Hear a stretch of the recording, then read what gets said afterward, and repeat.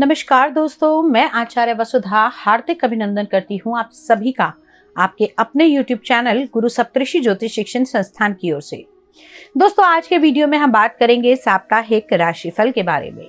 कैसा रहेगा 16 जनवरी 2023 से लेकर 22 जनवरी 2023 तक का ये ग्रह गोचर आपकी राशि के लिए।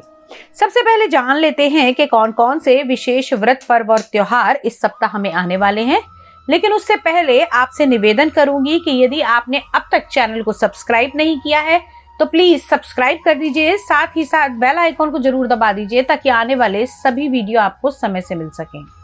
तो चलिए बात करते हैं व्रत, पर्व और त्योहारों के बारे में।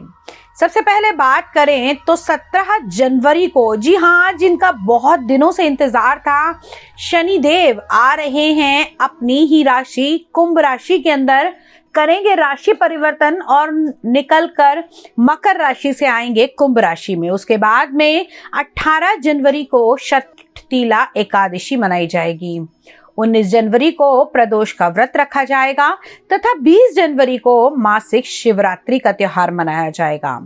21 जनवरी को माघ मास की अमावस्या, यानी कि अगर मैं कहूं तो इस दिन मौनी अमावस्या मनाई जाएगी और दोस्तों पितृतर्पण के लिए इसका एक विशेष महत्व होता है। 22 जनवरी को शुक्र कुंभ राशि में प्रवेश करेंगे और 22 जनवरी को ही माघ मास की नवरात्रि यानी कि गुप्त नवरात्रि का आरंभ होगा। तो ये तो थे व्रत, पर्व और त्योहार। आइए अब बात करते हैं कैसा रहेगा आपका राशिफल। तो चलिए अब बात करते हैं मिथुन लगन वाले जातकों के लिए कैसा रहने वाला है ये सप्ताह ग्रह गोचर की दृष्टि से। सबसे पहले जान लेते हैं आपकी कुंडली में ग्रहों की क्या स्थिति रहने वाली है इस सप्ताह। मिथुन लगन की अगर मैं बात करूं तो आपके पंचम भाव में अभी केतु का गोचर चल रहा है। कुंडली के सप्तम भाव में बुध गोचर कर रहे हैं। अष्टम भाव में सूर्य, शुक्र और शनि की युति चल रही है। वहीं देवगुरु बृहस्पति आपकी कुंडली के दशम भाव में विराजमान है, अभी गोचर कर रहे हैं। एकादश भाव में राहु का गोचर चल रहा है और मंगल द्वादश भाव यानी कि 12वें भाव में गोचर कर रहे हैं। इसके अलावा दोस्तों चंद्रमा इस सप्ताह गोचर करेंगे आपकी कुंडली के पंचम भाव, छठे भाव, सप्तम भाव और अष्टम भाव में। आइए जानते हैं कि इस ग्रह गोचर का आपके जीवन पर क्या प्रभाव पड़ने वाला है। सबसे पहले बात कर लेते हैं आपकी हेल्थ के बारे में। तो अगर हम बात करें आपके लग्नेश की, यानी कि आपके इम्यून के स्वामी अभी सप्तम भाव में विराजमान है और अपने ही घर को बल दे रहे हैं दृष्टि संबंध बनाते हुए, तो हेल्थ से जुड़ी हुई इतनी समस्याएं आपको नहीं होंगी। लेकिन हाँ, जब चंद्रमा का गोचर आपकी कुंडली के छठे और 8वें भाव में यानी कि दूसरे दिन और end of the week Saturday के आसपास आप लोगों को थोड़ी सी हेल्थ को लेकर परेशानियां आ सकती हैं। अब ये परेशानियां कैसी होंगी? आपको वाटर से इन्फेक्शन हो सकते हैं। जो लोग किसी प्रकार की यात्रा में जा रहे हैं उन लोगों को बहुत ज्यादा अपने पानी का और खाने का अवश्य ध्यान रखना होगा। हो सकता है इससे जुड़े हुए इन्फेक्शन आपको इस समय में लग जाएं। अब बात कर लेते हैं आपकी कुंडली के दूसरे भाव के बारे में। दूसरे भाव के स्वामी चंद्रदेव अभी आपकी कुंडली में गोचर कर रहे हैं पंचम भाव में। अब पंचम भाव में दूसरे भाव के स्वामी का आना कहीं ना कहीं आपके परिवार का, आपके कुटुंब का आपको पूर्ण सहयोग प्राप्त होगा। इस समय में आप लोगों की मानसिक दक्षता भी बहुत अधिक बढ़ने वाली है। हंसी मजाक इत्यादि से आपका मनोरंजन बना रहेगा। साथ ही साथ आपको इस समय में आपके पार्टनर, जी हाँ, मैं पार्टनर लाइफ पार्टनर की नहीं, उन लोगों की बात कर रही हूँ जिन लोगों के प्रेम संबंध बहुत ज़्यादा अच्छे नहीं चल रहे थे, उन लोगों को प्रेम संबंधों में बदलाव आते हुए इस समय में दिखाई देंगे। अब बात करते हैं आप लोगों की कुंडली के तीसरे भाव की। तीसरा भाव यानी कि आपके बल, पराक्रम, साहस का स्वामी और इसके देव भी सूर्य देव बनते हैं। अभी सूर्य देव आपके अष्टम भाव में गोचर कर रहे हैं।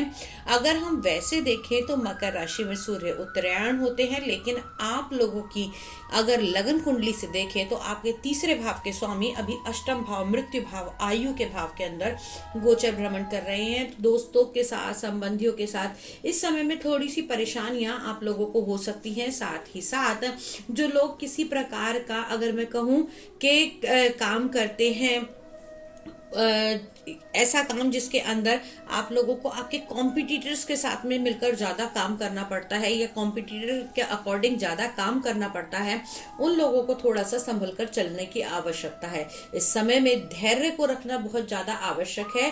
और सबसे ज़्यादा बड़ी बात कि इस समय में आप कोशिश कीजिए कि कैक्टस के जो पौधे होते हैं उन पौधों को आप किसी भी प्रकार से अपने घर के अंदर इकट्ठा ना करें। अगर आपने लगा भी रखे हैं तो खास तौर से वो आपके कार्यस्थल से थोड़ा दूर होने चाहिए। अब बात कर लेते हैं आप लोगों के इसी भाव से जुड़े हुए कि अगर आप लोग इस समय में किसी भी प्रकार की कोई नकारात्मक ऊर्जा देखते हैं या फिर आपके कॉन्फिडेंस लेवल में कमी देखते हैं, तो उस समय आपको निश्चित ही सूर्य के मंत्रों का जाप करना चाहिए। कंधे और खास तौर से हड्डियों से जुड़े हुए रोगों से पीड़ित लोगों के लिए ये टाइम पीरियड थोड़ा सा क्रूशल हो सकता है। अगर आपको सर्वाइकल स्पॉन्डिलाइसिस की प्रॉब्लम है या फिर मैं कहूँ स्लिप डिस्क की प्रॉब्लम है, तो आपको थोड़ा सा अपना ध्यान रखना चाहिए। इस समय में आप लाल वस्त्रों का दान अवश्य कर सकते हैं। वो कहाँ करने हैं आपको? मंदिर में किसी को भी आप लाल वस्त्र दान कर सकते हैं। अगर किसी और धर्म से हैं तो इन लाल वस्त्रों का दान आप किसी भी ऐसे जरूरतमंद व्यक्ति को दे सकते हैं जिसको इसकी आवश्यकता हो। अब बात कर लेते हैं आप लोगों की कुंडली के चतुर्थ भाव के बारे में। चतुर्थ भाव आपका सुख का भाव, आपके माता का भाव, आपके वाहन इत्यादि का भाव माना जाता है। चतुर्थ भाव के स्वामी अभी आपके सप्तम भाव में विराजमान है। चतुर्थ से चतुर्थ ये बहुत ही शुभ संयोग है। यहाँ पर आप लोगों को मकान, वाहन इत्यादि का सुख तो मिलेगा ही मिलेगा। खास तौर से जिन लोगों को वेन से जुड़ी हुई प्रॉब्लम थी, हार्ट की आर्टरी से जुड़ी हुई प्रॉब्लम थी, उन लोगों को भी अपनी हेल्थ के अंदर इम्प्रूवमेंट दिखाई देने लगेंगे। साथ ही साथ जो लोग कला के क्षेत्र से हैं, मीडिया के क्षेत्र से हैं, कंप्यूटेशन कैलकुलेशन के क्षेत्र से हैं, उन लोगों को भी ये टाइम पीरियड बहुत ही अच्छा निकलने वाला है। अब बात करते हैं आपकी कुंडली के पंचम भाव की, आपकी संतान के, आपके प्रेम के भाव की। तो दोस्तों ये सप्ताह संतान की दृष्टि से बहुत ही अच्छा रहने वाला है। जिन लोगों को संतान की लालसा थी, उनकी वो लालसा इस समय में पूरी हो सकती है।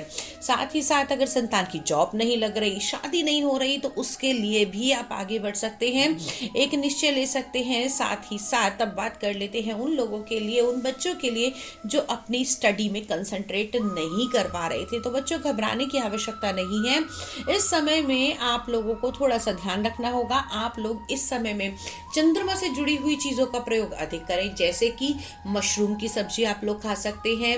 अगर हम बात करें तो इस समय चावल इत्यादि इस प्रकार का अगर आप भोजन लेंगे तो आप लोगों को मन की शांति भी मिलेगी और चंद्रमा की ऊर्जा भी मिलेगी, जिससे आपको पॉजिटिव एटीट्यूड देखने को मिलेगा और पढ़ाई में भी आपका मन लगता हुआ दिखाई देगा।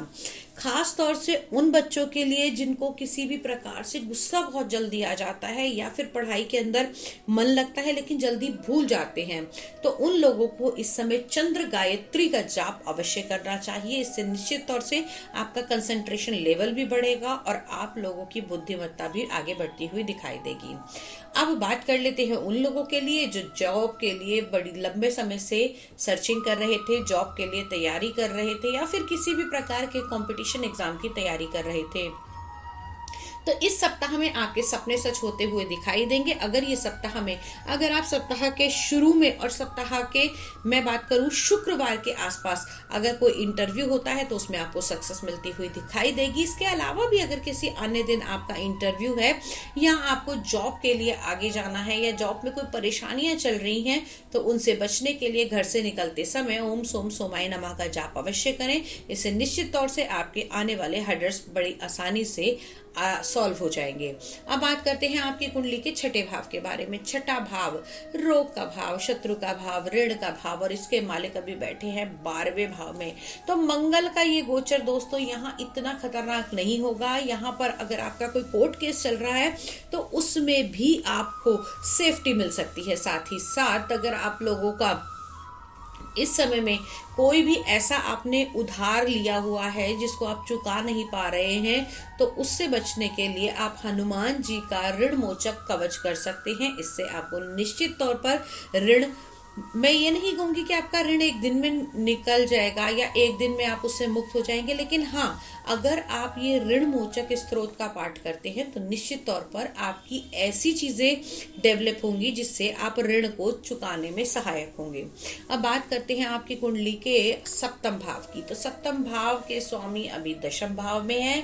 बहुत ही अच्छा रहने वाला है ये सप्ताह। यहाँ पर बुध का लग्नेश का आना कहीं ना कहीं आपके लाइफ पार्टनर को आपकी तरफ बिल्कुल डिवोटी करता है और आप उनकी तरफ बिल्कुल अटैच हो जाएंगे। बुध जो है वो विनोदी स्वभाव का माना जाता है और यहाँ पर सप्तम भाव के अंदर आना, हंसी मजाक, बोलचाल, अपने लाइफ पार्टनर के साथ अच्छा समय देना, उसकी बातों को समझना, बुद्धिमत्ता से आगे बढ़ना, ये सारी चीजें इस सप्ताह में आपको देखने को मिलेंगी। साथ ही साथ अगर आप लोग पार्टनरशिप में बिजनेस कर रहे हैं तो भी आपके लिए ये सप्ताह बहुत ही शुभ रहने वाला है।